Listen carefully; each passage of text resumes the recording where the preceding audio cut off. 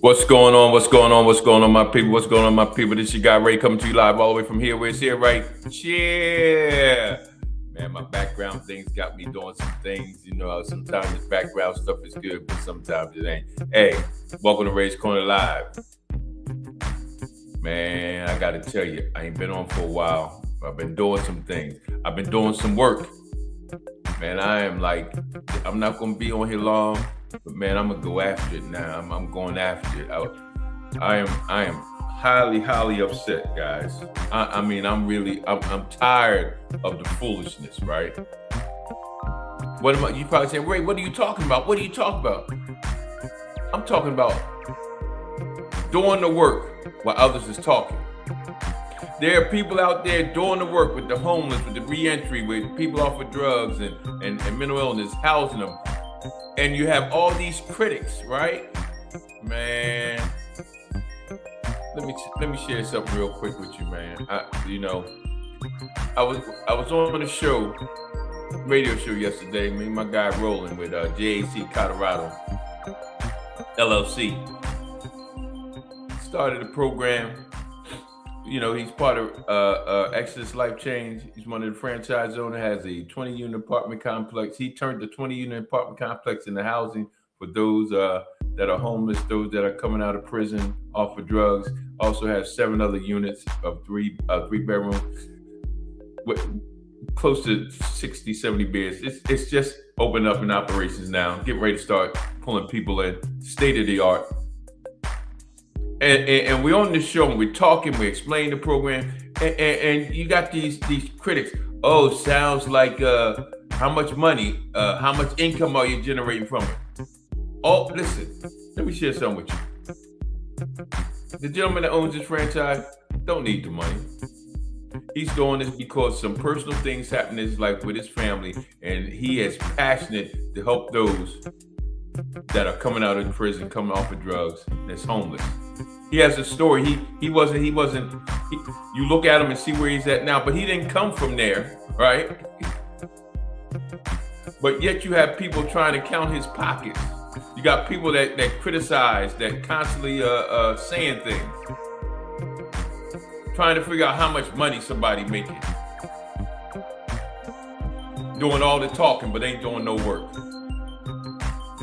So today's conversation this morning, and I ain't gonna be on here long, doing the work while others are doing the talking. Let me tell you something about yesterday, man, and I'm gonna get into this thing in a second. Man, it really hurts me because you be in some places, you got these social workers, you got these case managers, you got these organizations. If they don't like you, you have all the housing, all the availability in the world, and if they don't like you, they don't send you people, they blackball you for certain things. Now, don't get me wrong. There are a lot of places that are just about the money and throwing them in, like hoarding them like cattle. Places all jacked up. Yeah, there's places like that, but there's more that are not. My facility I had in one city was excellent, excellent. I turned it over to somebody while I was, doing other things in other parts of the country. Ran into a hole. Me being me. Because it's my business, I got to take the hit. So I have to straighten my name up based on, what others have done. And that's a lot of times what you don't realize. The actual owner has the passion for it, has the right, it was done for the right reason. And then you have to have people work for you. And if those people, you hit and miss, you get the wrong person, they're going to run it down the hole. It gives you a bad name. So now you got to go back and clean it up. But the damage has been done. And here's the other thing. Now I'm gonna slow down. Those that blackball people or don't send people, or those that criticize, right? You go home every night. You got a key. This one person said because of shared living, you 2 people to a room. And he said, are you allowed guests here? You can have guests over. They're gonna say, well, where do they get any privacy? Let me tell you something. I was homeless. I was out in them streets, man. I slept where I could. Now I got a roof over my head. So you got to remember, like places like Exodus Life Change, JAC Colorado LLC, we're a bridge from homelessness to permanent housing. Not just permanent housing, to transforming a life. That's what you're not understanding. The shared living places, if it's run right, it's not about how many people you can keep. It's how many people you can transform their lives into independent living. Preparing them so they don't have to keep getting eviction notice. Preparing them so they don't keep getting their lights cut off. Preparing them so they don't keep getting their water cut off. Preparing them so they can't, like, going from pillar to post. See, let me get with y'all. Let me get with you this morning, because I'm like really like, and I know this early in the morning. Hopefully you guys can listen, share this thing, like this thing, YouTube, subscribe to me, man, because I'm on a rampage right now. Because I can't believe, like, people are always talking but ain't doing jack. And then you have some of them old guards that just won't change. That's not housing the people properly. That's giving this whole thing a bad name. And then the ones who want to do right, you don't have the funding, you don't have the money. What you don't realize, for those of you who are always criticizing, the best programs are the ones that's doing the most work has the least amount of money. And you can't see that. You think because all these people is in the house, some people paying this amount, some people paying that amount, some people ain't paying, some people. You don't understand. In order to run a great program, you have to have funding, you have to have resources. Some people are just on a shoestring budget, but their heart is right, and people are getting help. But you're criticizing, you're doing the talking while others are doing the work. See, if you ever been in the trenches, right? If you ever been in the trenches housing people, walking with folks through recovery, rebuilding lives, you already know exactly what I mean. Some of y'all, and this is not for you that have the heart, to have the compassion. This is for those critics that have never done anything for anybody. That want to constantly want to criticize, but they go home to this warm house with their family, with their bank account, with their cars, and always criticize. Listen, even the worst programs, I'm not saying they good, but they still provide a bed. Yeah, it needs to be better. I'm not saying it's the right thing. It's wrong. Those programs I can't stand. And those programs, but the reality is they still putting somebody in the bed and they off the street. Because you got to understand, man, there's no shortage of talking. People, listen, there's no shortage of talking. There's no shortage of opinions. There's no shortage of critics. You got to understand, everybody has something to say about shared living programs. Everybody got something to say about recovery houses. Everybody got something to say about homelessness. Watch this. But very few people are actually doing the work. I'm going to say it again. But very few people are actually doing the work. If you really know what it entails to run these things, sometime if you're doing recovery, it's a 24/7 job. Listen, you have to tell grown people what time to go to bed, when to wake up. You can't do this, do that. Do you understand the challenge of trying to help somebody that sometimes when they first get there really don't want the help? But you still have the compassion, you still have the love, you don't give up. No matter how many times you get cussed out, no matter how many times people talk about you, you just keep going. No matter how many times you might fall short. Do you know the toll it takes on that owner's family? Taking the resources from their family to keep this house going, and sometimes it feel like the people are ungrateful, but then you got these people that ain't doing jack, that could write a check and help you out, but no, because they think the money's going in your pocket. Let me share something with you, man. Talking is easy. Posting is easy. Criticizing is easy. But doing the work, that's different. Watch this. Doing the work means paying the bills when the donations don't come in. Doing the work means answering the phone late at night when there's a crisis at your facility or at your house.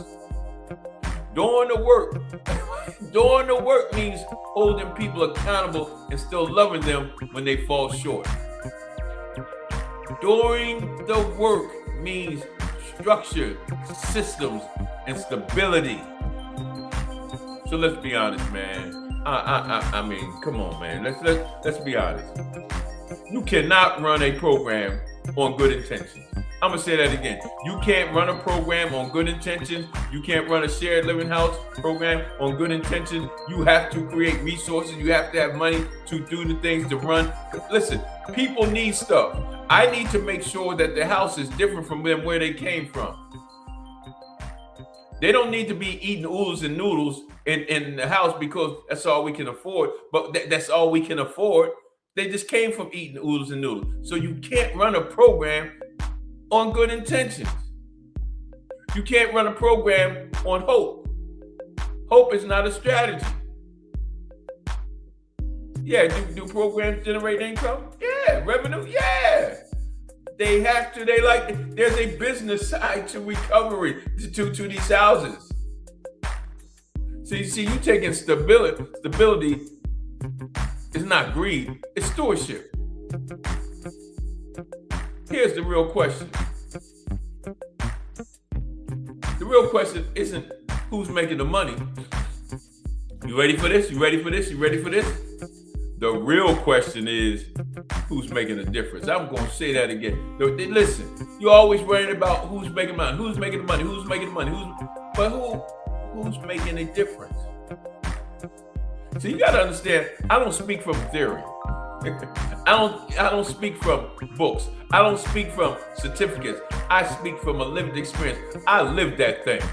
I lived that thing for 20 years. I lived that thing out in them streets, on them cold trains, going in them trash cans for 3 years up north. Cold in New Jersey. Cold. Couldn't get warm. September come around, from September to March, could not get warm. I've been homeless. I battled addiction. I've been incarcerated. You can't tell me about this thing if you ain't lived this thing. See, so sometimes it's just a person's purpose. And then you have the haters, and then you have the enemy, right? The enemy uses people like you who always want to criticize. You holy sanctified, go to church every Sunday, criticizing, not realizing you're being used by the enemy. Because somewhere in there, God talks about feeding the homeless, talks about housing the homeless. Yeah, in Isaiah, you need to really read the word. Instead of talking, why don't you start helping? See, I do the work. I don't do it for applause. I don't do it for likes. I do it because lives are on the line. And people are just like me. Like, I'm not that far removed that I can be right back in that situation. So I'm gonna start pulling the curtains back, right?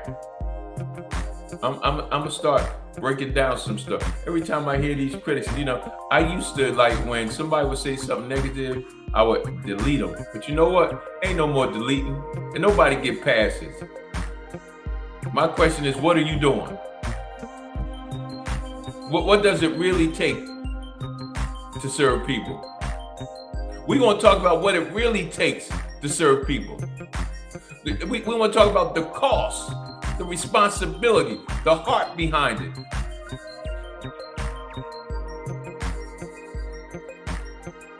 Because compassion without structure fails people.